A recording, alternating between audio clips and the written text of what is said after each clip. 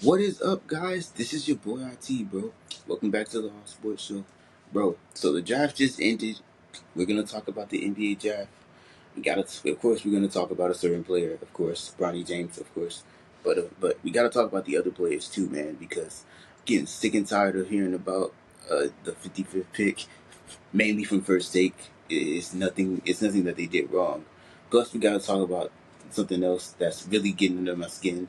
But first, we're gonna talk about the players, alright? So, with the very first pick, my Atlanta Hawks took Zachary Risachet.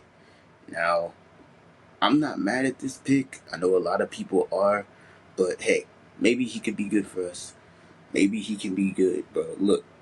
I'm thinking, okay, DeJounte Murray, whoever's gonna play shooting guard, stick Risachet at small forward.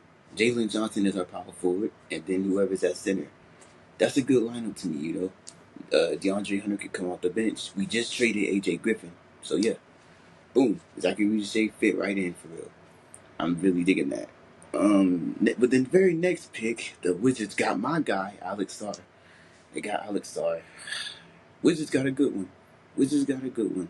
They needed a center, and they got Alex Starr. I really like that pick for them.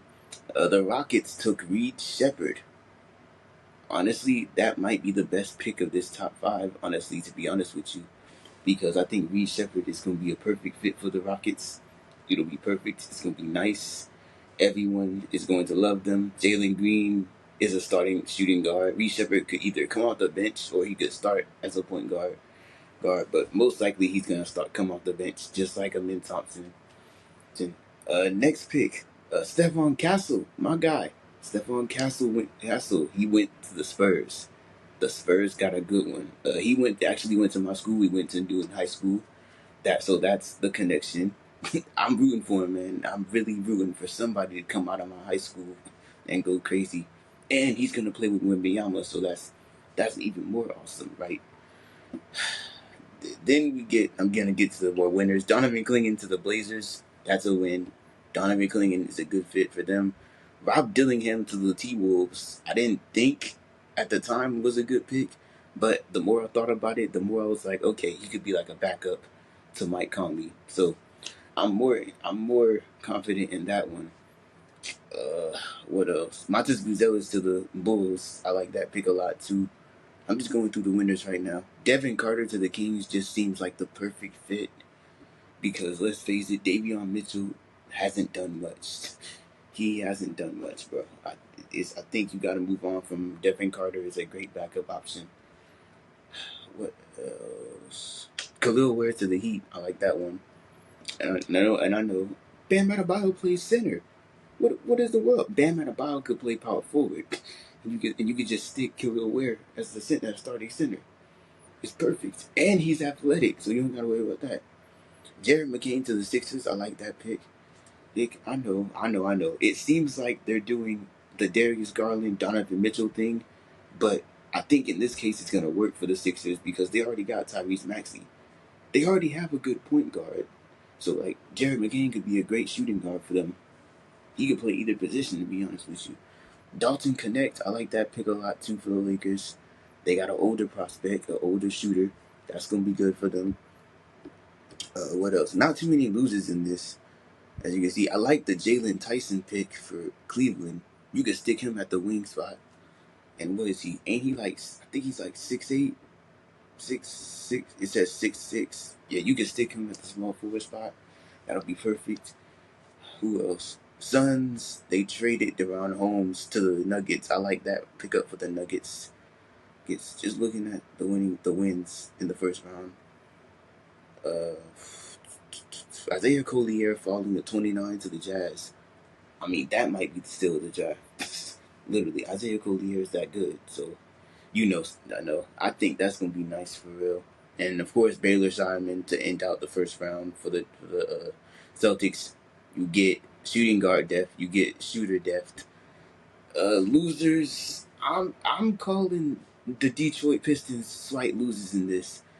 Cause look again, they got. I'm not blaming the player. Ron Holland is a good prospect pick. I mean, rightfully so. He averaged 20 points last season. But, however, You drafted the same guy last year in Asar Thompson. So now you have two wings that can't play defense. Well, I mean, can't shoot that very well. So it's like, I don't know. I don't know why the Hornets picked Tijon Salon, but hey, you can't pick. I don't know what they were doing. Maybe their guy went already. I don't know why they picked Tijon Salon. I don't know. I don't know why they did that. Again, not too many losers in this first round. The Knicks, they are slight losers for trading Keyshawn George. You could have used Keyshawn George, but hey, I guess they didn't think they needed him. But like Keyshawn George would have been perfect as like a backup shooting guard for this team. So I don't know what they were thinking. Maybe it's crazy.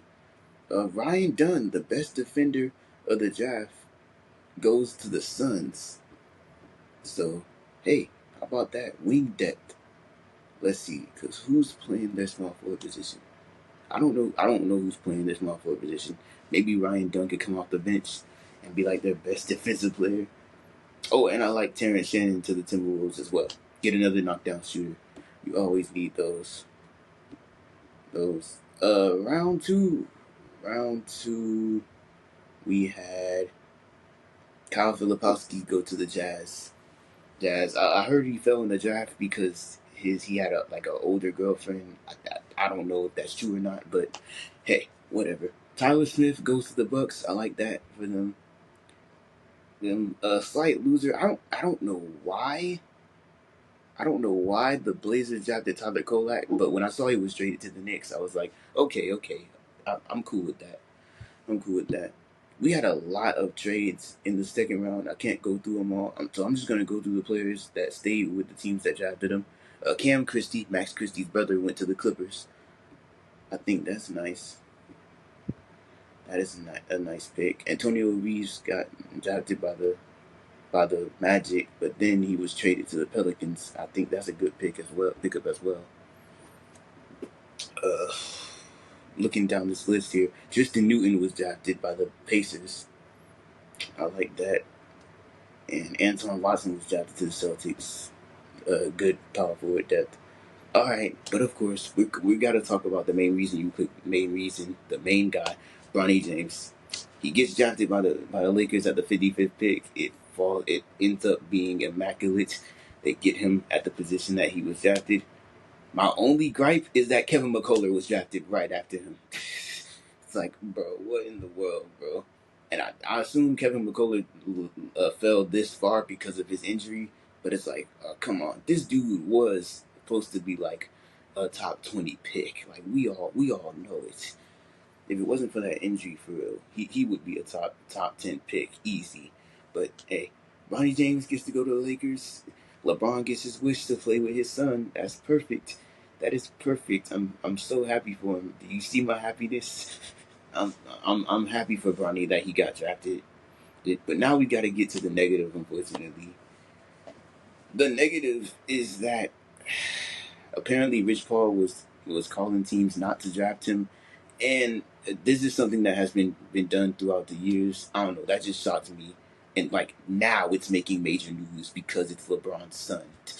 That doesn't make any sense to me. But who am I to complain, right? What I can complain about is the broadcast of this draft. I watched the first round of this draft, and I promise you that they didn't know half the players that were drafted. Like real talk. When the Knicks were making their pick, right. Stephen A. Of course, Orange and Blue Skies. They picked Pacom Dadier, and Stephen A. had a stank face. Stephen A. was looking like who? I'm like, bro, they don't know who these players are, and it really doesn't make sense because you should know who these players are. You're covering the draft. You should know these things, but no, clearly the draft is just for a show. And then since it was 2 days, of course, for some reason they weren't at the Barclays. They were at the Barclays Center once. They only reserved it for one night, and then day two, they pretty much in a studio. Okay, Oso Iguodala was there, which by the way, Oso Iguodala was drafted 40th overall. Well, and then Bobby Clement was there. He was drafted 37th overall. But still, that's the only two players I saw there. Like I didn't hear no cheering in day two. All I heard was constant talking. Just talk, talk, talk, talk, talk. Commercials, commercials, commercials. Like, I'm sorry. I know you get paid. I know they paid for these commercials, but it's like, come on. It is the draft. Why? Why is this so boring? It was very boring. I don't know why they did that. I don't know why they did that. When a draft happens, you're supposed to hear the crowd cheering. I didn't hear not one person cheer. Okay, Mark Tatum sounded bored out of his mind when he was making the picks. It it just what didn't feel like the draft, and I didn't really like it. But if that's the only thing wrong with this draft, then clearly this draft went about as much as I expected. I expected this to be a draft where nobody knew who these players were, and pretty much people had to research these guys. And we saw a few surprises, like the Hawks taking Zachary Shea instead of Alex Starr. I will never get over that until like Shea becomes like an all-star. But hey, man, those are my thoughts on the draft. Those are my thoughts on the draft. I think Bronny is gonna be okay. I hope he plays summer league. If he doesn't play summer league, then that's a problem because the man's a rookie. Like, I'm sorry, you know how many people would watch the summer league if Bronny was playing? Like, let's be real now. Now, if LeBron shows up to those summer league games, I promise you, everyone's watching. I promise you. But hey, those are my thoughts on this draft, bro. I got a few things to catch up on, bro. But hey, man, I appreciate you for watching, bro. I will see y'all later. I'm gone.